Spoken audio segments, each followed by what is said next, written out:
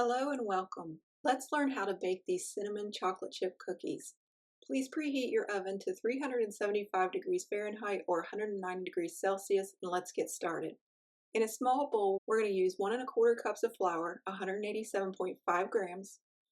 To that, we're going to add 1/2 teaspoon of baking soda, 3 grams, and 1/2 teaspoon of salt, 2.5 grams. Next, add in 1 teaspoon of cinnamon or 2 grams. You're going to stir this together until it's well combined. Now you probably should use a spoon, but I'm being lazy and I'm using the teaspoon I measured with. That's what I love about the kitchen. You can be as lazy as you want. You don't have to be professional. Sometimes when you watch the professional videos, they go and use 8,000 pieces of equipment when I'm telling you you can use just a few things around the house. In a large bowl, we have a stick of butter that's 1/2 cup or 113 grams. And you want it soft and pliable like this. You don't want it melted and you don't want it too stiff either. To that, we're going to add in some sugar. 1/2 cup of white sugar, 100 grams, and 1/4 cup of brown sugar, that's 56 grams. And you're going to beat this together until it's nice and smooth and creamy. Of course, you don't have to do this by hand.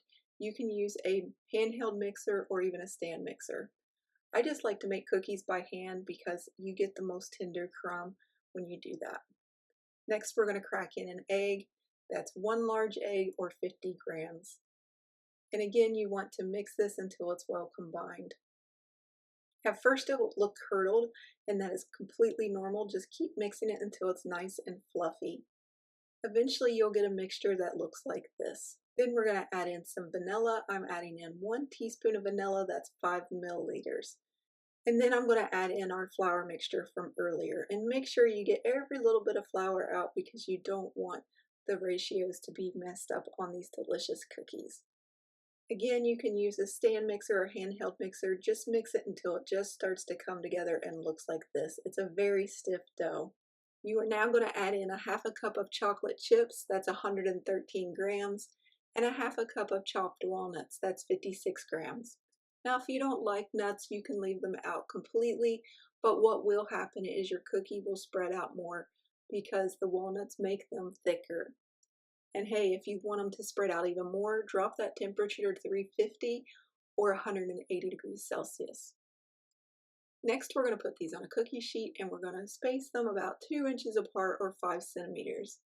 I'm using a 1 tablespoon cookie scoop, and these things are fabulous if you want to have uniform cookies and them to all just look really pretty. It's worth the $5 to $10 that you pay for them if you bake a lot of cookies. This is an ungreased cookie sheet and you want it to be that way, and you want to bake these anywhere from 8 to 12 minutes. They should be lightly golden on the outside and the inside should be just a little bit soft still. They will continue to cook on the cookie sheet. You want to leave these here for 2 to 3 minutes before you remove them, but you don't want to wait too long because if you do, they will start to stick to your pan. You want to make a really quick movement before you remove them from your pan. If you go too slow, you can smush them and get them all stuck to the pan as well. You want to move these to a cooling rack and let them cool completely before you eat them, or you can eat them while they're still warm. It's really up to you.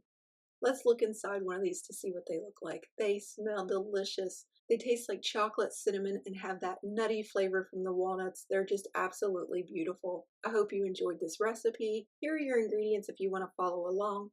Thank you for visiting us at jacksonsjob.com, and as always, happy baking.